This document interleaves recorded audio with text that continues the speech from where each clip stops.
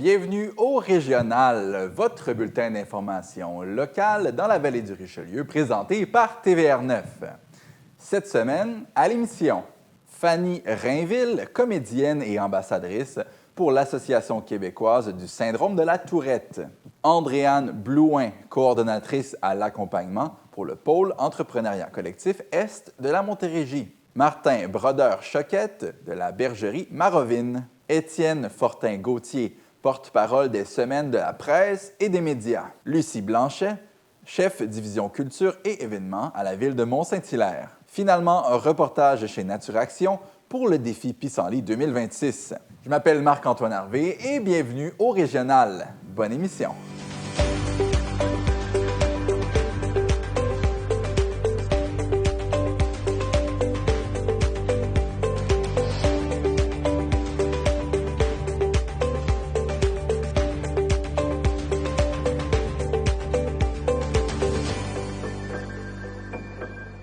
Commençons l'émission avec les nouvelles en rafale.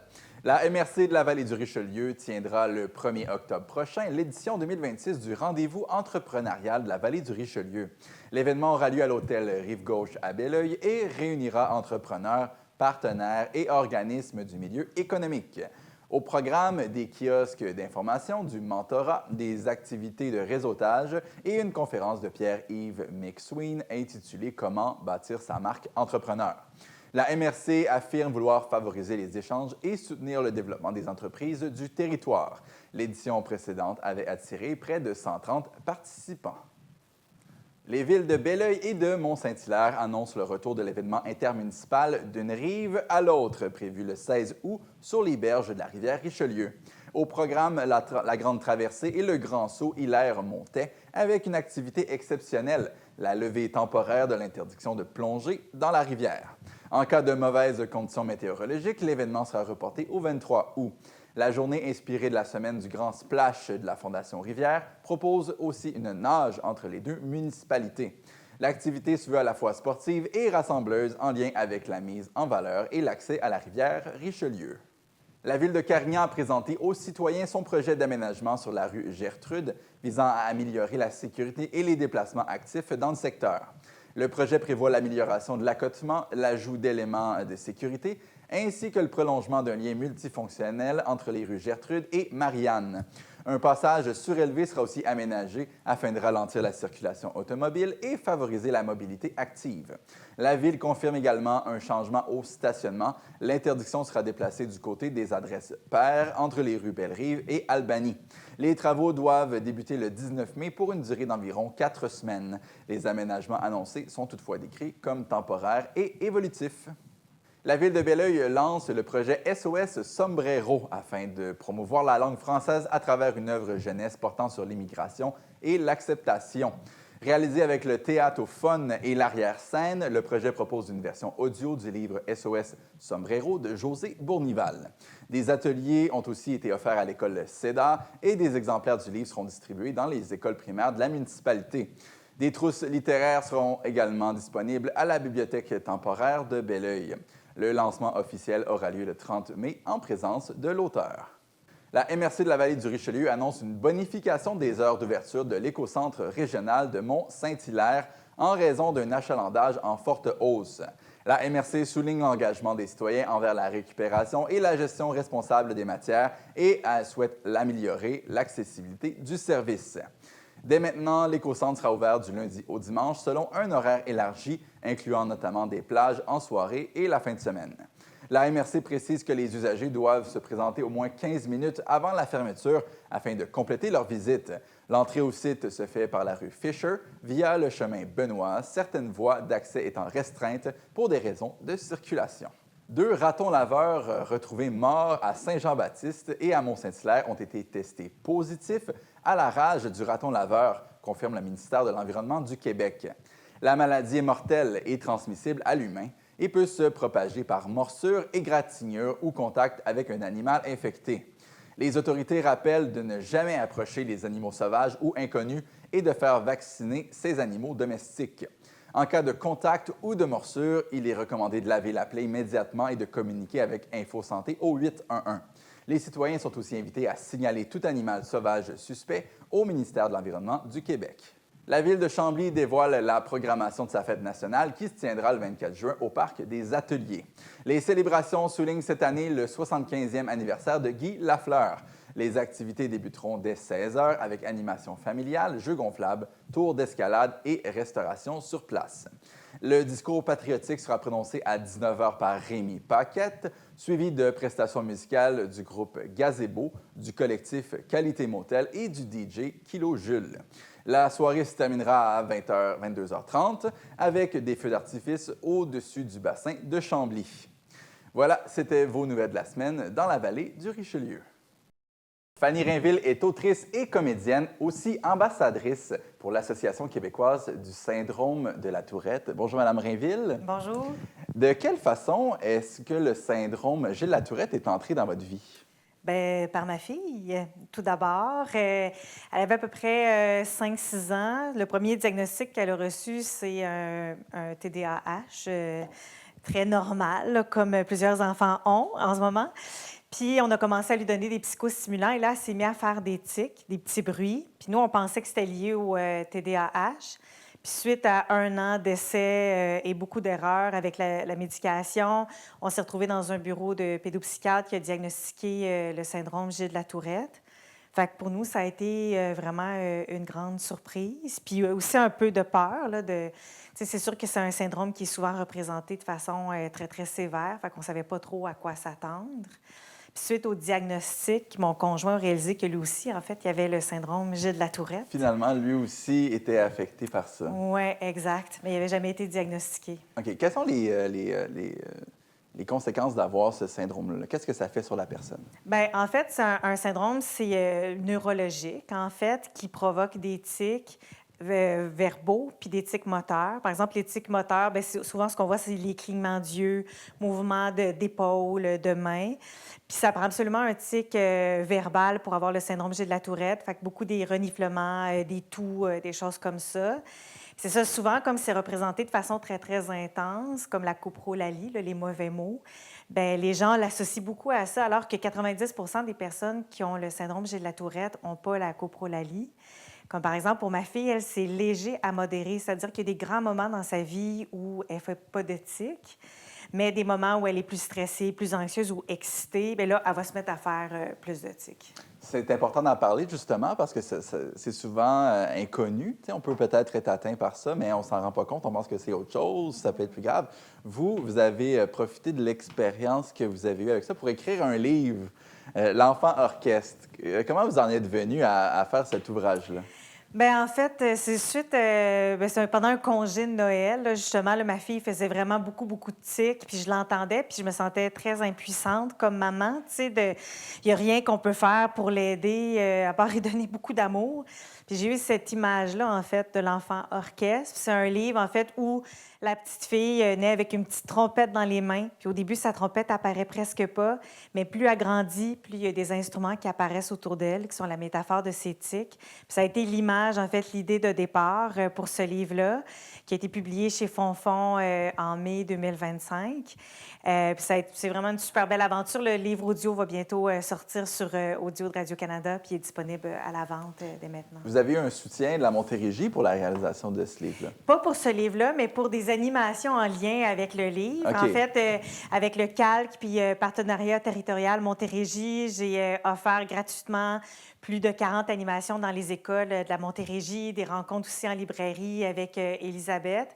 C'est important pour moi de faire de la sensibilisation puis en même temps de parler de littérature québécoise aux enfants, d'autant plus qu'en ce moment, il y a eu tellement de coupures dans les écoles.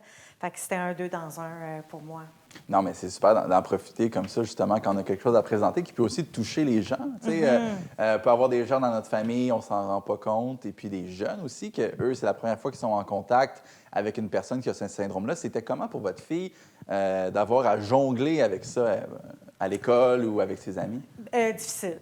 Vraiment difficile. Je trouve que plus elle vieillit, mieux c'est. Puis en fait, un des grands défis, là, c'est que le syndrome Gilles de la Tourette, ça vient jamais seul. Là, ça vient Bien, toujours avec TDA, TDAH, anxiété, des troubles obsessifs compulsifs, troubles d'apprentissage, impulsivité, bon, hypersensibilité. Puis c'est souvent ça, en fait, qui devient comme plus difficile à gérer, tant pour la personne atteinte que pour son entourage.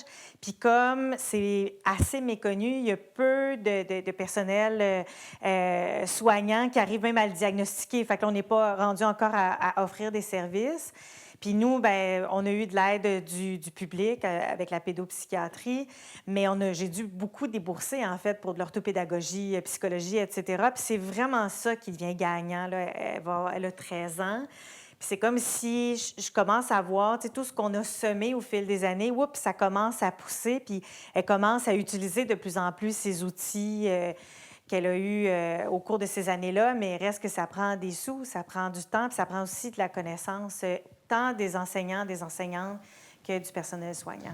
Parce que je comprends, il n'y a pas de médicaments vraiment. C'est plus du travail qu'on peut faire avec des professionnels là, pour en venir à ça. Mais bien, il y a certaines médications, OK. mais c'est jamais optimal. En tout cas, tu sais, puis comme c'est différent pour chacun, il faut traiter un peu l'anxiété, il faut traiter l'impulsivité, le déficit d'attention, puis là, on donne une médication, mais là, ça marche pour quelque chose, ça marche plus pour autre chose. Fait que c'est ça qui devient assez complexe. Du 15 mai au 15 juin, c'est le mois de la sensibilisation. On veut en parler, on veut que les gens comprennent. Quels sont les objectifs de ce mois-là? De faire parler, en fait, de ce syndrome-là, de le démystifier, de pouvoir, en fait, d'aider les gens à comprendre qu'est-ce que c'est, puis surtout à comprendre que, par exemple, quelqu'un qui va se mettre à faire des tics, il n'a aucun contrôle sur ça. Fait que déjà là, je pense que c'est vraiment une belle façon de le faire. À partir du mois de juin, le livre audio va être disponible, mais il y a aussi l'AQST, en fait, qui est l'Association québécoise Syndrome Gilles de la Tourette, qui offre beaucoup d'aide, tant pour les profs que pour les parents, les familles qui sont touchées. Vous l'avez abordé aussi, un manque de professionnels dans ce domaine-là. Au niveau de l'AQST, vous diriez quoi à des professionnels de la santé qui s'intéressent à ça? Là? De quelle façon ils pourraient faire une grande différence dans la vie des gens si ils s'y penchaient à ce problème-là? Bien, la QST offre des formations, en fait, pour le personnel de la santé, puis c'est nouveau, là, ils cherchent beaucoup de partenaires, justement, pour les outiller à mieux diagnostiquer puis éventuellement avoir plus de services. Puis je dirais aussi, bien, au gouvernement d'aider les familles encore plus pour aider à tout ce qui est autour, puis de pouvoir outiller aussi les enseignants. Tu sais, les enseignants, les enseignantes se retrouvent avec beaucoup de cas complexes dans leur classe, puis c'est sûr, là, quelqu'un qui a le syndrome Gilles de la Tourette, c'est complexe, mais de pouvoir aider le personnel enseignant à aider les enfants qui sont dans leur classe. Si vous pensez avoir quelqu'un dans votre entourage qui aurait le syndrome Gilles de la Tourette, allez sur le site aqst.com. Aussi, le livre audio qui va sortir sur la plateforme de Radio-Canada oui, Audio. Exact. Allez écouter ça. Peut-être que ça va faire sonner des cloches ou des trompettes, peut-être. Oui, tout à fait. Puis c'est ma fille et moi qui faisons la narration du livre. Catherine Major à la musique. C'est magnifique. Et le livre est disponible en librairie. Fanny Rainville, je rappelle, vous êtes autrice et comédienne, aussi ambassadrice pour l'Association québécoise du syndrome Gilles de la Tourette. Merci beaucoup d'avoir été avec nous aujourd'hui. Plaisir. En studio avec Andréane Blouin, qui est coordonnatrice à l'accompagnement au pôle de l'entrepreneuriat collectif de l'Est de la Montérégie. Bonjour, Andréane. Bonjour. Merci beaucoup d'être avec nous. On voulait profiter de votre passage pour parler du projet de loi 495 là, qui pourrait aider certaines entreprises d'économie sociale à ajouter des services. On va commencer par expliquer aux gens, c'est quoi le pôle de l'entrepreneuriat collectif? Oui, nous, en fait, c'est le pôle de l'entrepreneuriat collectif de l'Est de la Montérégie. OK. Il y a des pôles partout au Québec. Il y en a 3 à Montérégie. Donc, nous, on couvre la Montérégie-Est. On est là pour, en fait, faire connaître c'est quoi l'économie sociale, la valoriser. On est là aussi pour soutenir les entreprises d'économie sociale. On est là pour aussi développer des nouvelles entreprises. Puis on est là aussi pour créer un écosystème pour aider les entreprises d'économie sociale. Parce qu'il y a des entreprises normales, des entreprises privées, que l'objectif est de faire du profit. Il y a aussi des organismes communautaires, que là, c'est une autre chose. Comment on peut différencier ces entités-là? Dans le fond, pour différencier les 3 entreprises, bien, premièrement, l'entreprise privée, tu l'as mentionné, sont là pour faire du profit. Après, on a de l'autre côté les entreprises d'économie sociale et les organismes communautaires qui ont une structure juridique similaire. Donc, c'est des OBNL dans les 2 cas. Économie sociale, vous avez aussi coopérative. Mais bon, la structure juridique est la même. La distinction des organismes communautaires, souvent, c'est qu'eux vont dépendre, si on veut, des subventions, des programmes aussi de financement. Tandis que l'économie sociale, elle va, oui, avoir des subventions, mais va aussi vouloir développer un volet marchand. Donc, vendre des produits et vendre des services. OK. Contre rémunération.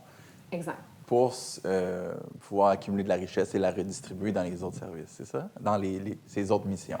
Exactement. Dans le fond, c'est qu'il va redistribuer ses surplus dans l'entreprise comme il l'entend. Donc, ça peut être pour donner des meilleures conditions salariales, ça peut être pour développer des nouveaux projets, pour croître. Mais il y a aussi, dans le cas des coopératives, que des ristournes ou que ça peut être redistribué aussi à ses membres.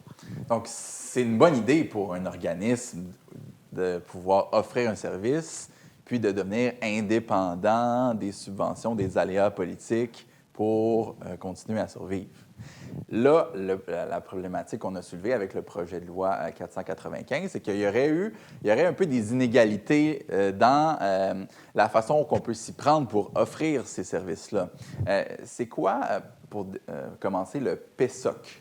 Le PSOC, c'est le programme de soutien aux organismes communautaires. En fait, c'est vraiment un programme de financement qui va aider les organismes à leur mission. Donc, finalement, ils donnent l'argent pour être capable de réaliser leur mission, souvent des missions qui sont très proches là, de la lutte à la pauvreté pour aider les personnes vulnérables. OK. Puis, comment est-ce que ça peut empêcher certains organismes d'offrir des services à rémunération? Dans le fond, le PSOC, en soi, si on regarde le cadre normatif provincial, n'indique pas que d'avoir un volet d'économie sociale, hein, parce qu'un organisme communautaire va rester un organisme communautaire, ne sera pas une entreprise d'économie sociale, mais ils peuvent développer des volets, donc un petit volet marchand qu'on dit. Donc, le cadre normatif du fameux PSOC n'interdit pas à ces organismes-là de développer un volet marchand. Par contre, en fait, la manière que le PSOC est géré de façon régionale. Donc, que ce soit le CIS ou le CIUS de la région va décider, en fait, s'il va être accepté dans le fameux programme. Puis, chaque région a son propre cadre, évidemment, qui fait référence au cadre provincial. Là, ce qu'on voit, par exemple, c'est qu'il y a vraiment des inégalités. Il y a 11 régions à travers le Québec où on voit que c'est indiqué qu'il peut y avoir exclusion des volets d'économie sociale. Donc, s'il y a un volet d'économie sociale, bien, leurs PSOC peuvent être coupés. Donc, ça crée une crainte. Ça crée aussi le fait que les organismes ne veulent peut-être pas développer des volets d'économie sociale.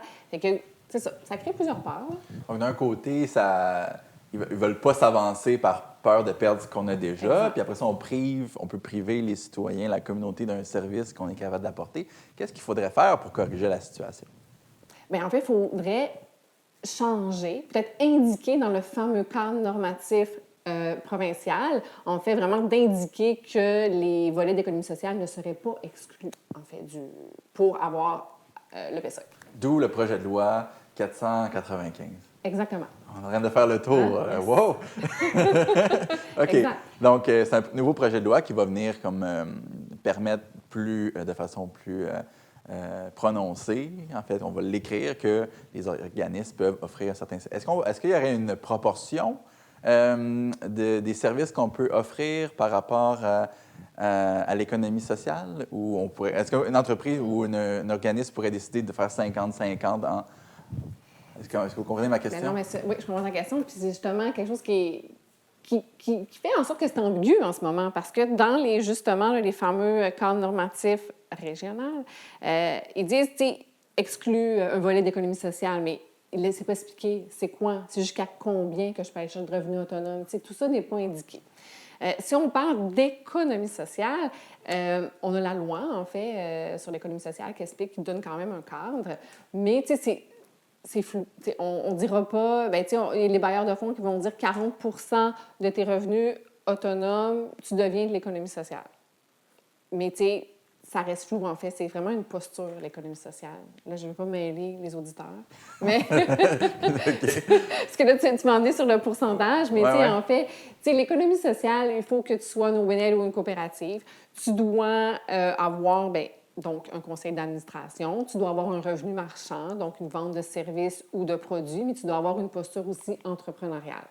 Ce que souvent, les organismes communautaires, c'est là qu'on n'est pas dans l'économie sociale qu'on parle de volet, parce que la posture entrepreneuriale, c'est que tu es vraiment dans un minding de gestion, de vente, de commercialisation, etc.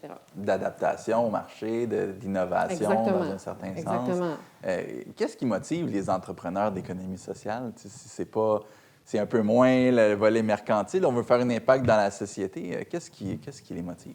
Je pense que tu as dit le bon mot, là. En fait, c'est d'avoir un impact. Souvent, on entend dire c'est quoi ma raison d'être, pourquoi je fais ça. Je pense que c'est ça, ultimement. Puis les gens qu'on rencontre, qui viennent vers nous, qui ont des idées, bien, ils veulent changer quelque chose, ils veulent changer le monde, finalement. Ils veulent avoir des valeurs peut-être plus humaines, de travailler pour l'humain et non le pécunier. Il y a encore des gens comme ça. Il y a un documentaire aussi, Subir et choisir, que vous proposez aux gens d'aller regarder pour mieux comprendre de quoi on parle là-dedans. Bien, Subir ou choisir, c'est un documentaire à tout.tv qui démontre un peu justement qu'on doit changer notre façon de voir, la façon de voir l'économie. Puis c'est intéressant parce que ça démontre justement que oui, tu as des entreprises privées qui sont là, qui sont importantes, mais qui sont eux aussi en train de changer leur posture, de voir l'aspect pécunier, puis que c'est important aussi de redonner socialement. Puis on parle aussi de l'importance des entreprises d'économie sociale qui ont déjà cette posture-là, en fait, de ne pas penser au profit ultime tout le temps, mais c'est aussi tout le côté environnemental.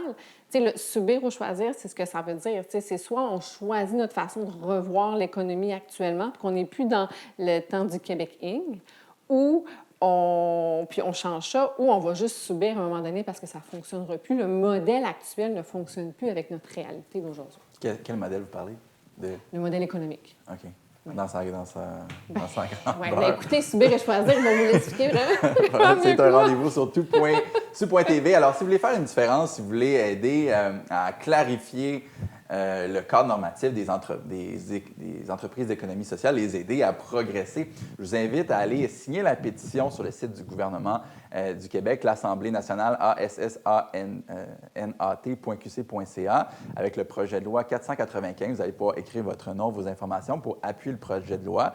C'est super important. On veut donner la chance à ces entrepreneurs-là qui veulent faire une différence dans leur communauté de se donner les moyens puis de pas... C'est une gestion de risque quand on est entrepreneur. Hein? Est-ce qu'on veut vraiment mettre sa main dans le tordeur pour essayer d'aller chercher quelque chose? On veut toujours rester conservateur. On a peur de perdre ce qu'on a déjà. On a des employés, on a des choses à payer. On ne voudrait pas que tout tombe parce qu'on essaye d'aller chercher un 10 % de plus. Alors, Mme Louin, merci beaucoup d'avoir été avec nous. J'invite les gens à aller sur le site Internet, à visionner le documentaire, puis revenir nous voir lorsque ça va être accepté, cette mesure-là. Avec plaisir. Bonjour, je suis aujourd'hui à Saint-Charles-sur-Richelieu pour remettre un prix Mérite Terreau.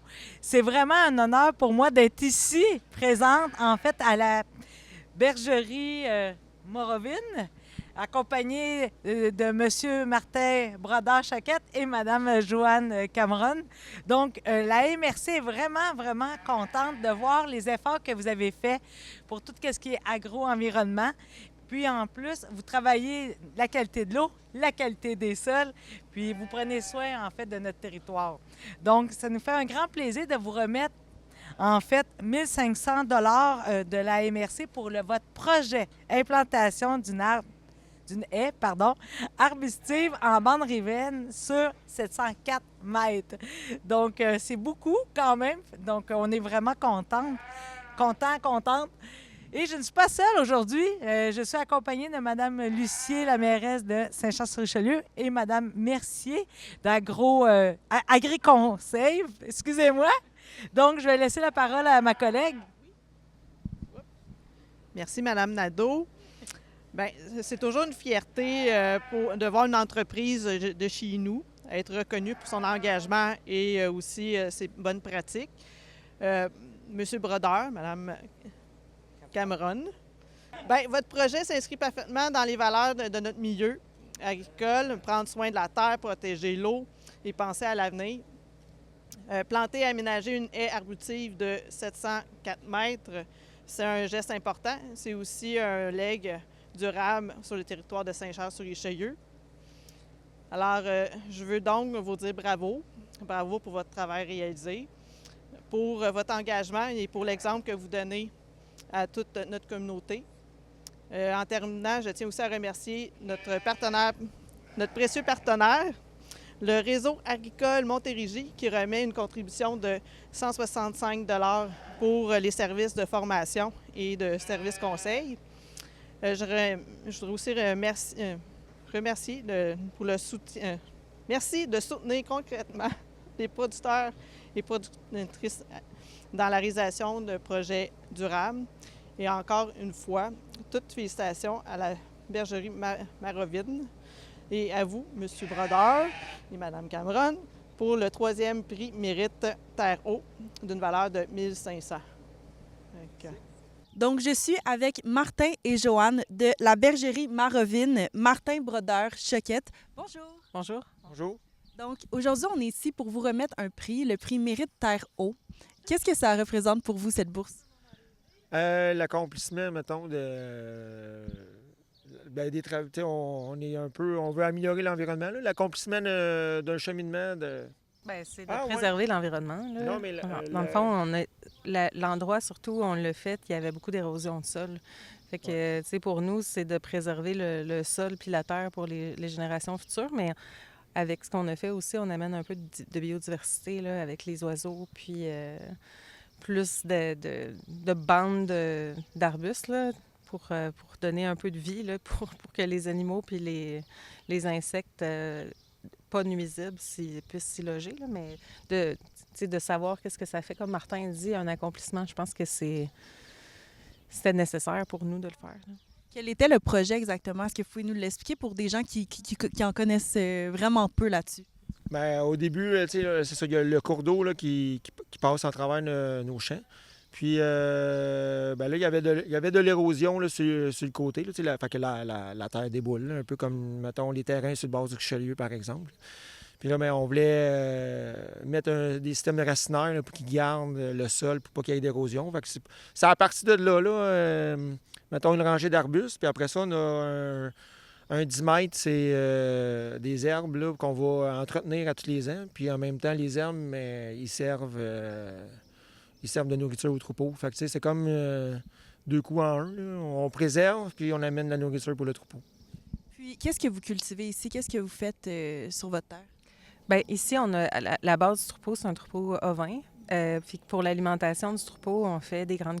On a de l'ensilage de maïs qui va être à la base de l'alimentation, mais on fait aussi des plantes fourragères. Fait qu'on est... Il n'y en a pas autant que ça en Montérégie, des plantes fourragères. Fait que c'est de la luzerne, du mil, mais c'est des plantes qui permettent de maintenir une couverture de sol là, en continu. Fait qu'on n'a jamais de sol à nu avec les plantes fourragères. Puis cette zone-là, ça faisait plusieurs années qu'on avait quand même une bande qu'on dirait engazonnée là, pour protéger la berge, mais avec les changements climatiques, puis on a des coups de pluie là, plus importants, mais il y avait de l'érosion qui était vraiment importante. Là. Fait que le fait de mettre une couverture plus d'arbustes là, puis d'arbres, bien, ça va venir maintenir le sol là, avec un système racinaire plus fort. Là. Fait que ça venait quand même de régler un problème qui vous arrivait à vous dû au changement climatique. Oui, parce que c'est ça, on n'a pas pris tant de photos là, quand on avait les lignes d'érosion, là, quand il y avait des gros coups d'eau. On aurait pu les prendre. Le temps que les arbustes s'implantent, puis tout le système de racines se fait, là, mettons 0,5 ans. Là. Fait qu'on espère que ça l'aide. Là. Puis là, on l'a fait le projet sur une partie. Fait que si c'est concluant, on a d'autres cours d'eau sur la ferme, là, qu'on va peut-être élargir le projet. Là. Puis combien de moutons vous avez ici? Ici, on a 1200 brebis. Fait qu'avec les agneaux, on est peut-être à 3500 jusqu'à 4000 têtes. Fait que dans le fond, les cultures qu'on fait là, en silage de maïs, dans le fond, c'est du maïs, mais qui va être mis en ensilage, là, fermenté, avec les herbes, la luzerne puis le mil. On fait aussi les grains pour le troupeau. Fait que, c'est sûr que ces plantes-là, plus demandantes, l'objectif, nous, c'est de jamais garder le sol à nu là, pour limiter l'érosion. Mais ce cours d'eau-là, d'une année à l'autre, on le voyait s'élargir. Là. Fait que, vu que le sol partait dedans, fait que c'est important de faire quelque chose. Puis, suite à ce projet, qu'est-ce qu'on peut vous souhaiter ici? Pas trop ça chaud. fonctionne. Ouais. Non, mais moi, je suis certaine que ça va fonctionner. Bien, côté changement climatique, c'est sûr que les chaleurs extrêmes, on est moins dans ce qu'on vient de faire là, mais les chaleurs extrêmes nuisent vraiment beaucoup pour le bien-être du troupeau, malgré la ventilation. Puis après ça, bien, comme Martin dit, si ça peut fonctionner, moi, je suis certaine que ça va fonctionner. On va le faire sur d'autres... Là, moi, ce que je souhaite, c'est que les hirondelles trouvent nos cabanes. Les cabanes. Donc, on vous le souhaite. Merci beaucoup, Joanne et Martin. À chaque jour dans ma vallée, je fais des choix qui me ressemblent, qui nous rassemblent. À 2 pas de tout ce dont j'ai besoin, je vais à la rencontre de ceux qui prennent soin de moi. Je plonge au cœur de la culture locale, de ses saveurs et de ses couleurs qui me transportent. À chaque jour, j'investis dans la vallée du Richelieu parce que choisir local, c'est gagnant. La télévision communautaire autonome parle des enjeux locaux, donne une voix aux citoyens et citoyennes en plus de faire rayonner les talents d'ici. Accessible à tous, elle appartient à la communauté et donc à vous. J'ose ma télé communautaire, mon média de proximité. Donc, j'ai la chance de m'entretenir avec Étienne Fortin-Gauthier, journaliste à Nouveau Info et animateur à l'émission Crave Entre les lignes. Il est présentement sur la route. On le prend au travail. Bonjour, Monsieur Gauthier-Fortin. Oui, bonjour, bonjour. C'est un plaisir d'être avec vous aujourd'hui. Dans le fond, on vous reçoit aujourd'hui pour discuter des semaines de la presse et des médias. Pour ceux qui ne savent pas c'est quoi, expliquez-moi. Bien, c'est un événement qui se déroule tout le mois de mai, donc toutes les semaines du mois de mai, pour parler de journalisme un peu partout au Québec. Parler de l'importance de ce journalisme-là dans nos démocraties. Hein? Le Québec, c'est une démocratie qui est en santé. Un peu parce que nos médias sont quand même en santé malgré plusieurs défis. Donc, c'est une occasion de parler de l'importance du journalisme, de voir aussi comment on peut le réinventer face aux défis actuels pour attirer des nouveaux publics, de réfléchir à notre métier, puis avec les citoyens, de voir qu'est-ce qu'ils aiment de ce qu'on fait, qu'est-ce qu'ils aiment un peu moins, et donc de parler de l'importance de ce travail-là qui est essentiel donc, dans notre société, là. C'est un travail très humain, c'est un travail d'information de la population. Et c'est pour ça d'ailleurs que vous avez, pour la 7e édition, choisi le thème 100% humain. Pourquoi? Oui, bien parce qu'il y a beaucoup de défis actuellement avec l'intelligence artificielle. Puis on voulait rappeler que justement, le journalisme, ce n'est pas ChatGPT qui le fait. C'est pas ChatGPT qui fait des appels dans les salles de nouvelles, qui va frapper aux portes, qui va sur le terrain. Moi, je vous parle aujourd'hui des îles de la Madeleine où on fait un reportage. On n'a pas vu les ChatGPT ici, là. Hein? C'est nous, les journalistes, qui sommes sur le terrain, aller interpeller aussi les politiciens, poser des questions difficiles, parfois les brasser. Donc, ce rôle de chien de garde-là, ce sont nos journalistes, des milliers de journalistes au Québec qui font ça tous les jours, notamment dans votre média. Donc, on voulait rappeler que l'intelligence artificielle, ça peut être utile là, dans la vie, ça peut nous simplifier la vie à certains niveaux, même pour les journalistes, mais le travail journalistique, ce sont des humains qui le font et il faut se rappeler ça. Il y a des dérives quand même avec l'IA, puis c'est une occasion d'en parler aussi cette année dans ces semaines de la presse et des médias, là. Vous l'avez dit, il y a des dérives avec l'IA. Quelles sont-elles? Qu'est-ce que l'humain peut encore apporter de plus, selon vous? Bien, c'est une bonne question. L'humain a cet esprit critique-là, peut mettre en perspective, peut prioriser certaines informations plutôt que d'autres. Et ce qu'on a vu avec l'IA, c'est que bien souvent, bien, il y a un partage par moment de fausses nouvelles. Et souvent, ça peut se faire même à grande échelle. Je donne un exemple. Il y a quelques semaines, Mistral, ça c'est une IA qui est utilisée en France, a diffusé des fausses informations russes sur la guerre. Et donc, et ça a été diffusé à large échelle parce que l'IA n'avait pas nécessairement cet esprit critique-là, a repris des informations de sources qui n'étaient pas vérifiées. Donc, il y a ces dérives possibles-là avec ChatGPT ou avec d'autres outils d'intelligence artificielle. On ne sait pas non plus qui nous parle. Tu sais, il faut avoir un esprit critique sur nos médias, mais il faut aussi en avoir sur l'IA. On ne sait pas c'est quoi la motivation de certains de ces géants de l'intelligence artificielle-là. On ne sait pas c'est quelles informations qui sont mises de l'avant, avec quelle intention. Donc, je pense que l'esprit critique, la diversification de nos sources d'information, c'est vraiment essentiel, plus que jamais à notre époque. On est dans une allée électorale au Québec, donc il va peut-être avoir des hypertrucages, là, on le sait, des fausses vidéos qui nous partagent des fausses informations. Et donc, il faut vraiment garder un esprit aiguisé parce qu'il y a ces dérives-là qui sont possibles. Souvent, on utilise des personnalités publiques hein, et on les voit nous vendre là, des faux produits, toutes sortes de trucs pour essayer de nous avoir profité de nous. Donc, garder cet esprit critique-là, c'est un peu le message de ces semaines-là, là. Puis, on est, vous l'avez dit, dans une ère de fake news, de fausses informations. Pourquoi c'est important pour le public de vraiment discerner le vrai du faux puis d'aller plus loin dans leur recherche que juste l'intelligence artificielle? Mais je pense que d'être un bon citoyen et de pouvoir faire des choix informés, quand je parlais tantôt d'élection, il faut savoir sur quoi on prend une décision. Donc, c'est essentiel de pouvoir compter sur du journalisme de qualité. Nous, notre travail comme journaliste, c'est de vérifier les faits. À longueur de journée, on se remet en question, on pose des questions aux politiciens, on essaie d'aller au fond des choses. Tu sais, tous les journalistes que je rencontre, notamment dans ces semaines de la presse et des médias, je sens une passion, un désir de bien faire les choses, de la recherche de la vérité. C'est quand même extraordinaire comme mission qu'on se donne comme journaliste à tous les jours au Québec, dans tous les médias, cette recherche de la vérité qui est essentielle et on la partage ensuite, on partage nos trouvailles aux citoyens qui ensuite peuvent justement prendre des décisions éclairées. Ça peut être des décisions sur leur choix de consommation, sur ce qu'ils achètent, encourager des produits qui sont faits ici ou qui sont faits avec des règles éthiques respectées. Donc, le rôle du journaliste est à tous les niveaux. Je vous donnerai un autre exemple également, la crise du logement ou la crise de l'inflation. On en parle dans nos médias tellement souvent parce qu'on est collé aux préoccupations des citoyens. Et je pense que donc, c'est rappeler là, vraiment le rôle des médias que ça a dans notre quotidien comme citoyen. Là. Pensez-vous que non seulement l'IA encourage quand même aussi la perte de nuances? Oui, c'est vrai.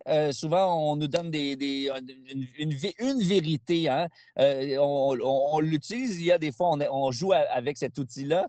Et souvent, il y a une vérité qui nous est donnée, alors que la nuance, c'est hyper important. C'est d'ailleurs au cœur du travail journalistique, hein, d'apporter différents points de vue, d'aller voir les différents partis, parce que la vérité, c'est pas noir ou blanc souvent. Hein? Donc, c'est cette nuance-là qui est importante de garder. Et c'est vrai que lorsqu'on pose une question à l'IA, il n'y a pas toujours cette nuance-là. Là. Et là, on est directement dans les semaines, on est en plein dedans dans les semaines des médias. Qu'est-ce que vous aimeriez partager, outre ça, par rapport au message de l'intelligence artificielle? Bien, je pense qu'il y a une occasion pour les citoyens de participer à plein d'activités. Et c'est ça qui est extraordinaire pendant ces semaines de la presse et des médias. C'est que partout au Québec, il y a des activités, notamment le 30 mai, où on va présenter des reportages aux citoyens dans plein de villes au Québec. Un peu où que vous soyez au Québec, il va y avoir des activités. Sinon, on peut se joindre à certaines activités aussi virtuellement. Mais le 30 mai, c'est ça, c'est une occasion. On va présenter des reportages. Puis les citoyens, dans différents lieux publics, pourront donner leur opinion sur ces reportages-là, poser leurs questions, critiquer même notre travail. Puis l'occasion, c'est de se remettre en question, aussi de voir comment on peut réinventer notre métier. Il y a peut-être des choses qu'on peut mieux faire. Par exemple, qu'est-ce qu'on peut faire pour rejoindre le jeune public? Il y a des efforts, il y a du travail qui est fait par les médias, mais il y a peut-être des citoyens qui ont des idées. Et ce qu'on veut, c'est cette discussion-là. Parce que les journalistes, on n'a pas peur de se remettre en question. C'est ce qu'on fait à longueur de journée. Mais c'est une occasion aussi pour les citoyens de nous remettre en question, de brasser un peu certaines de nos convictions, puis de voir comment on peut mieux faire notre travail dans l'avenir avec tous les défis qu'on connaît. Parce qu'il y en a plein de défis actuellement. On sait qu'au niveau des revenus de nos médias locaux, c'est pas facile. Il y a des régions où il y a des déserts médiatiques. Il n'y a même plus de médias pour informer les citoyens. Il y a des grands groupes internationaux là, comme Meta qui ont bloqué les nouvelles. Donc, il y a tellement de défis et ça fait qu'il y a des citoyens dans certains coins du Québec qui n'ont même plus d'informations locales. Donc, il y a vraiment, on est à une période clé et donc le 30 mai notamment, c'est une occasion de se réinventer, de poser des questions puis de trouver des nouvelles idées, là. Mais j'ai envie de vous lancer là-dessus. Vous l'avez mentionné, comment aller chercher les jeunes qui ont le téléphone en main, qui sont nés, les nouvelles générations, avec le téléphone en main, que c'est si accessible à avoir l'IA, d'aller chercher de l'information sur ces plateformes telles que ChatGPT. Comment on va les chercher, nous, comme journalistes, selon vous, pour les intéresser à aller plus loin dans les réflexions, plus loin dans la recherche d'informations? Bien, c'est une bonne question. C'est un gigantesque défi parce que le travail du journaliste n'a pas tant changé depuis dans les dizaines ou les centaines de dernières années. On va sur le terrain, on parle à des gens, puis on rapporte ça. Le problème et l'enjeu actuellement, c'est les canaux de diffusion. Donc, avant, on faisait seulement de la télé, du journalisme écrit, par exemple. Mais aujourd'hui, il y a tellement de plateformes, il y a tellement de lieux où on peut diffuser l'information. Puis nous, comme journalistes, des fois, ça peut être un peu difficile de faire un balado, un TikTok, une story Instagram, un article, une vidéo. le temps manque. Donc, je pense que le défi, c'est comment rejoindre les publics sur toutes ces plateformes-là. C'est pas facile. Nos médias essaient de se réinventer actuellement, mais il y a aussi des défis financiers parce qu'il y a certaines plateformes qui donnent moins d'argent que d'autres. Donc, on a eu tendance des fois à garder notre attention sur certains médias plus traditionnels. C'est bien, il faut continuer. Mais aujourd'hui, pour rejoindre les jeunes, il faut aller sur TikTok, il faut aller sur Instagram. On a l'obligation d'aller là parce que sinon, les conséquences vont être dramatiques. C'est des générations qu'on va perdre qui seront des citoyens pas informés sur ce qui se passe chez eux. Et je ne dis pas que les jeunes sur TikTok ne sont pas informés parce qu'il y a plein de nouvelles qui circulent. Souvent, ils sont hyper informés sur ce qui se passe à l'international, à Gaza, ailleurs dans le monde. Mais c'est aussi important de savoir ce qui se passe localement. Et donc, il faut les raccrocher avec... nous, on a un travail journalistique. On doit faire encore mieux pour aller sur ces plateformes-là, les rejoindre où ils sont. Même si ça brise un peu nos habitudes, nous aussi, on doit faire des TikTok. Là. On est rendu là. Oui. Donc, en terminant, M. Fortin-Gauthier, avez-vous des mots pour inviter nos auditeurs et les gens qui seraient intéressés à venir participer aux semaines de presse et des médias? Bien, je pense qu'il faut rappeler que les journalistes, on le fait pour vous à la maison. Tous les jours, on le fait en pensant à vous. Donc, ces semaines de la presse et des médias, bien, c'est pour vous aussi. C'est une occasion pour vous de venir participer, de donner votre opinion. On veut vous entendre. Donc, c'est votre mois. Ce n'est pas le mois des journalistes entre journalistes. C'est le mois pour avoir cette conversation avec le public. Puis nous, on est très ouverts à l'avoir. Puis venez nous voir quand vous nous voyez dans les épiceries ou venez nous voir le 30 mai lors de cette grande journée de réflexion, là. Donc, M. Fortin-Gauthier, journaliste à Nouveau Info et à l'émission Entre les lignes sur Crave. Merci beaucoup de nous avoir donné du temps. On sait que vous êtes sur la route, donc on se voit très bientôt. À très bientôt. Continuez le bon travail, là. Merci beaucoup. Donc, je suis présentement avec Lucie Blanchet, chef de la division culture et événements au service des loisirs et de la culture de Mont-Saint-Hilaire. Bonjour, Madame Blanchet. Bonjour. Donc, aujourd'hui, on est ici pour discuter de ce qui s'en vient en culture à Mont-Saint-Hilaire, en commençant par la Saint-Jean. Ben oui, c'est la fête nationale qui va donner le coup d'envoi. Donc, le 23 juin prochain, le classique feu d'artifice sur la rivière Richelieu à 22 h. C'est un beau partenariat qu'on fait avec notre ville voisine, la ville de Belleuil. Donc, c'est un rendez-vous. Et bien sûr, on invite les gens à venir le plus possible en transport actif. On a des stationnements pour les gens, bien sûr, qui peuvent venir en voiture uniquement. Mais venez en vélo, venez à pied, on aime bien ça. Et c'est un rendez-vous qui attire toujours des centaines et des centaines et des centaines de personnes. C'est une belle façon de lancer nos vacances, notre été. Et ça se poursuit le lendemain au Parc de la Gare. Et puis, la première journée, le 23, est-ce que ça se passe ici? Ça se passe, en fait, on donne rendez-vous aux gens à proximité de l'église Saint-Hilaire. C'est là qu'on peut admirer les feux qui sont faits à partir de la rivière Richelieu, entre les deux églises des deux villes. Puis qu'est-ce qui peut nous attendre pendant ces 2 journées-là? Bien, le 23, c'est toujours le feu d'artifice avec la musique, c'est toujours très joli. Mais le 24, à partir de 11 h, on invite les citoyens à se rendre au Parc de la Gare, pique-niquer. On va avoir un camion cuisine de rue qui va être là. Le fin renard vous attend, ça va être délicieux.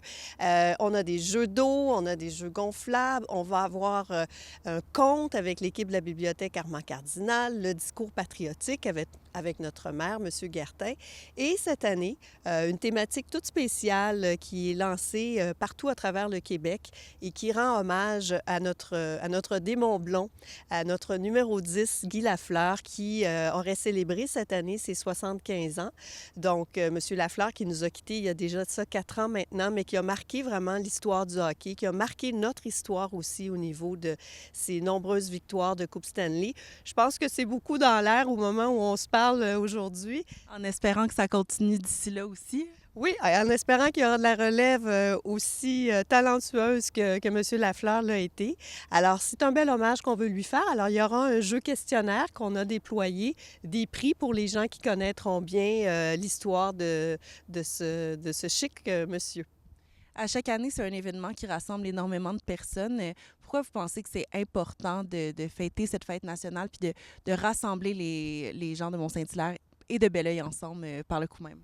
Pour plein de raisons, je pense que c'est c'est un rendez-vous qui fait que les gens se sentent faire partie d'une communauté, de quelque chose de plus grand qu'eux. Oui, c'est un rendez-vous familial, c'est un rendez-vous entre voisins, mais c'est une belle façon aussi de se souvenir qu'on est un peuple, qu'on est unis et qu'on doit le demeurer, bien sûr.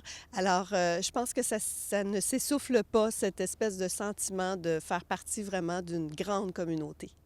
Donc, ça va être tout près d'ici aussi que ça va se passer, proche de l'esplanade de l'Hôtel de Ville, le marché public. Oui, c'est le retour de notre marché public dès le 18 juin prochain, alors jusqu'au 3 septembre. C'est sur l'esplanade, comme vous le mentionniez encore une fois cet été. C'est un rendez-vous avec une vingtaine de producteurs de l'agroalimentaire, une très belle diversité au niveau des produits qui sont offerts à chaque semaine. C'est de 14h30 à 18h30. Chaque semaine, on va faire également notre tirage de coupons gourmands à venir dépenser à notre marché.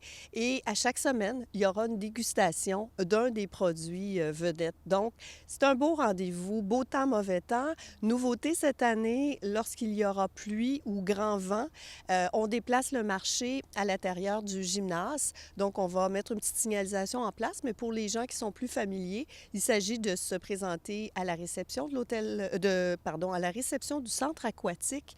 Et là, on vous accueille à l'intérieur, bien à l'abri des intempéries. Puis pour ceux qui n'étaient pas au courant que le marché public existait, là, quel genre de produits sont vendus? Comment ça se passe? Quelle est l'ambiance?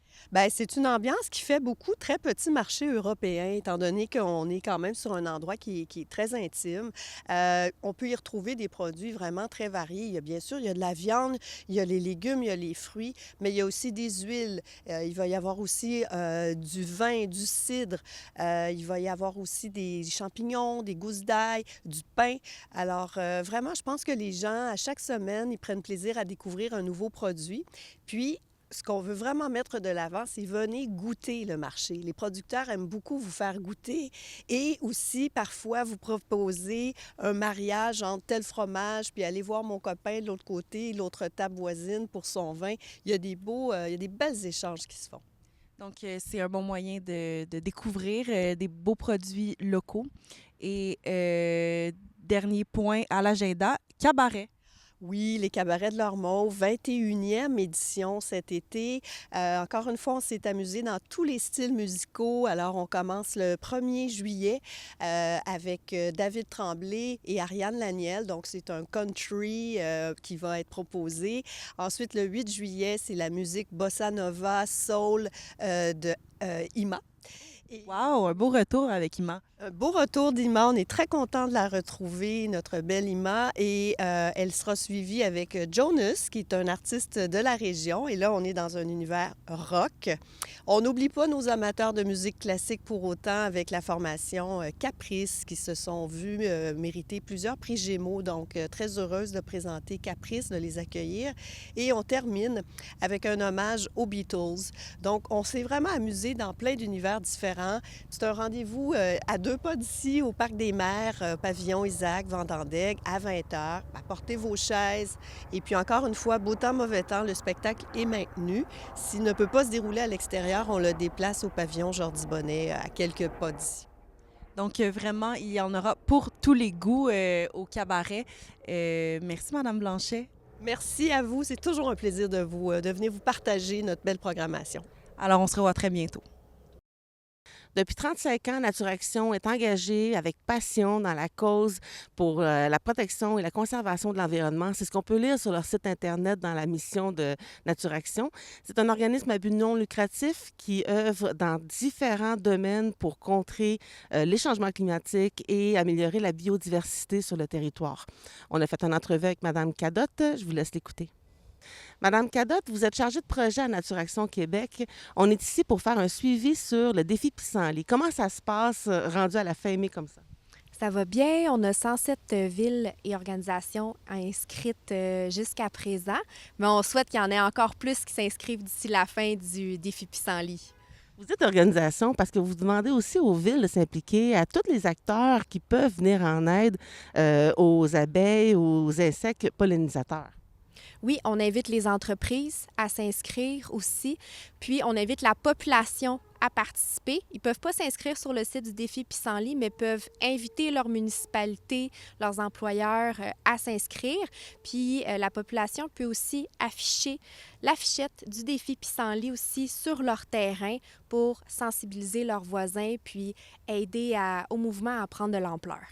Parce qu'en ce moment, on est à Belleuil, mais il faut dire que Saint-Hilaire, les villes autour, tout le monde a emboîté le pas. Donc, si vous voyez les pissenlits ou le gazon qui n'est pas tondu, il y a une raison à ça. C'est quoi exactement le but de ce défi-là? Donc, ce qu'on veut faire avec le défi Pissenlit, c'est donner un petit coup de pouce aux pollinisateurs qui sortent de l'hiver, dont les abeilles. Quand ces animaux-là sortent de l'hiver, ils ont une baisse d'énergie. En fait, ils ont perdu de l'énergie durant l'hiver. Ils ont besoin de s'alimenter rapidement, donc d'avoir une ressource de nectar rapide et de pollen pour refaire leur ressource énergétique qui va leur permettre de continuer leurs activités durant l'été. Étant donné que les pissenlits sont une des premières fleurs à éclore au printemps, elles sont essentielles pour ces animaux-là. Donc, on veut donner un coup de pouce à la nature. Est-ce que ça va aussi un peu contrer les changements climatiques qui viennent avec notre époque, malheureusement? On ne va pas contrer les changements climatiques avec le défi Pissenlit, malheureusement. Par contre, pour aider à renverser la vapeur, ce qu'on veut favoriser avec le défi Pissenlit, c'est l'aménagement écologique des terrains, donc des aménagements qui invitent la nature à la maison plutôt que d'avoir des parterres de gazon coupés, entretenus régulièrement. Puis le fait d'inviter la nature à la maison, ça nous permet justement de retourner à quelque chose qui est un peu plus normal, à aider à ça en fait. Donc, vous invitez les citoyens et les villes à laisser aller la nature se faire pendant une certaine période de temps. L'hiver s'est terminé plutôt tard cette année, ou plutôt le printemps était timide. Est-ce que ça joue sur le défi Pissenlit? Est-ce que les gens doivent allonger la période du défi? Le défi, en fait, a commencé un peu plus tard. Les pissenlits ont fleuri plus tard. On décale la période du défi Pissenlit. Nous, le défi Pissenlit, c'est pas un défi qu'on canne vraiment dans des dates précises. On va suivre la nature, puis on s'adapte. C'est ça qu'on invite les gens à faire aussi, de vraiment suivre le cycle de la plante, de tondre une fois que la plante est en pompon blanc, si c'est ce que vous désirez faire. Mais on invite vraiment les gens à adopter des pratiques plus écologiques au courant de l'année, même au-delà du défi Pissenlit. Et quelles sont les bonnes pratiques? Une fois le défi sera terminé, les gens qui veulent continuer d'avoir un impact sur la nature, aussi minime soit-il, mais ensemble, ça fait une plus grande force. C'est quoi les actions que les gens peuvent faire à la maison suivant le défi Pissenlit? Oui, c'est vraiment en poursuivant ces actions-là qu'on va pouvoir avoir un impact qui est significatif à long terme. Donc, le défi Pissenlit est un symbole, mais c'est le défi biodiversité. Les gens peuvent favoriser sur leur terrain, comme je disais, des aménagements écologiques, des aménagements qui vont inviter la nature, donc par exemple de favoriser les différentes strates végétales. Ça veut dire d'avoir des arbres, des arbustes, des plantes herbacées, favoriser des plantes qui ont des fleurs, des fruits, utiliser par exemple les branchailles, les pierres pour faire des petits abris pour la faune. Donc, c'est toutes des choses qu'on peut réaliser qui sont faciles à la maison puis qui donnent un gros coup de pouce. Puis on voit l'effet vraiment rapidement quand on fait ces choses-là. Et pour ceux qui désirent continuer le défi Pissenlit durant l'été, parce qu'il y en a durant tout l'été, est-ce qu'il y en a qui vous disent parfois, moi, je vais tondre juste une fois ou 3 semaines parce que je veux continuer la bonne façon de faire? Oui, c'est ça. Les gens vont choisir en fait la fréquence de tonte selon leurs activités sur leur terrain. Ils peuvent choisir de complètement arrêter de tondre un secteur de leur terrain qui est moins utilisé, puis de tondre plus régulièrement un secteur du terrain où ils vont jouer avec leurs enfants, par exemple. Donc, ça dépend de l'utilisation qu'on en fait aussi. Et aussi, j'aimerais savoir, par rapport au défi Pissenlit, quand les gens veulent poser des questions, est-ce que vous avez vraiment une plateforme, un site qui peuvent aller se renseigner pour avoir toutes les informations? Oui, vous pouvez aller sur le site du défipissenlit.ca. Vous pouvez nous envoyer une question directement à partir de ce site-là. C'est probablement moi ou mon collègue Jonathan qui va vous répondre. Oui, parce que Nature Action a un site web aussi pour toutes vos autres bonnes actions. En terminant, un petit mot sur Naturaction, justement. Quels sont les projets à venir durant l'été? Est-ce qu'il y a des trucs que vous aimeriez mettre l'accent en 2026 plus que d'autres? On a un grand projet de rétablissement de Rainette-Faugrillon de l'Ouest qui a lieu en ce moment. Donc, on suit des étangs de reproduction. On évalue l'impact que ces étangs-là ont sur les populations de Rainette-Faugrillon. On évalue le potentiel aussi de déplacer des spécimens de Rainette-Faugrillon. On a un grand projet aussi de changement de visage des quartiers industriels. Donc, on souhaite amener les aménagements écologiques sur les terrains des entreprises dans les quartiers industriels. Puis ça, c'est seulement 2 de plusieurs grands projets qu'on a. On fait plus de 400 projets par année. Et pour tous ces projets-là, vous avez plusieurs partenariats dans la ville, mais j'imagine que vous voulez aussi avoir le soutien des citoyens. Est-ce que les gens peuvent s'impliquer à Naturaction? Absolument. Vous pouvez vous impliquer en vous inscrivant à notre liste de bénévoles. Nous, on reçoit cette liste-là, puis on choisit les gens selon nos besoins pour les différents projets. Donc, on souhaite un défi pissenlit encore pour les années à venir.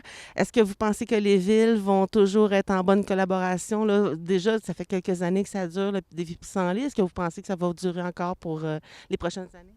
Oui, on souhaite que le défi prenne de l'ampleur. Pour l'instant, on a 107 organisations inscrites. On aimerait en avoir encore plus. Donc, on se souhaite que ça va grandir au fil des années. Eh bien, merci beaucoup pour cette entrevue aujourd'hui. Merci à vous. Voilà, c'est ce qui complète l'émission pour cette semaine. Si vous avez des commentaires ou une préoccupation à nous faire savoir, envoyez-nous-la par courriel à l'adresse info@tvr9.com. Sinon, on se dit à la semaine prochaine pour une nouvelle édition du Régional présenté par TVR9.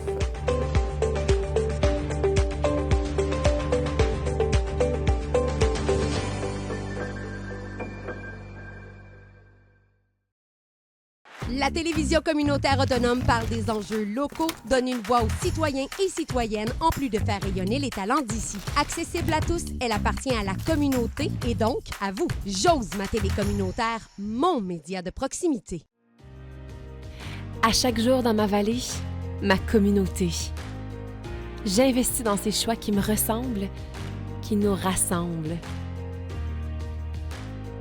À 2 pas de tout ce dont j'ai besoin, je vais à la rencontre de ceux qui prennent soin de moi.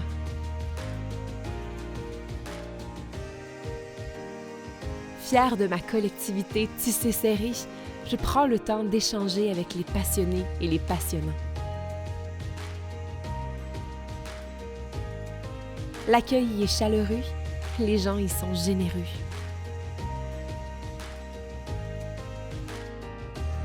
Je plonge au cœur de la culture locale, de ses saveurs et de ses couleurs qui me transportent.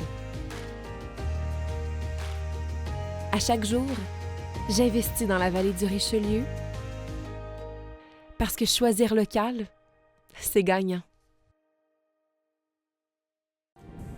Bonjour, je suis Julie Larochelle, directrice générale de la Chambre de commerce et d'industrie Vallée du Richelieu. À toutes les semaines, suivez-moi alors que je vais à la rencontre, dans le cadre de l'émission Fierté d'ici, de toutes les belles entreprises, les beaux commerces, les restaurants de la Vallée du Richelieu.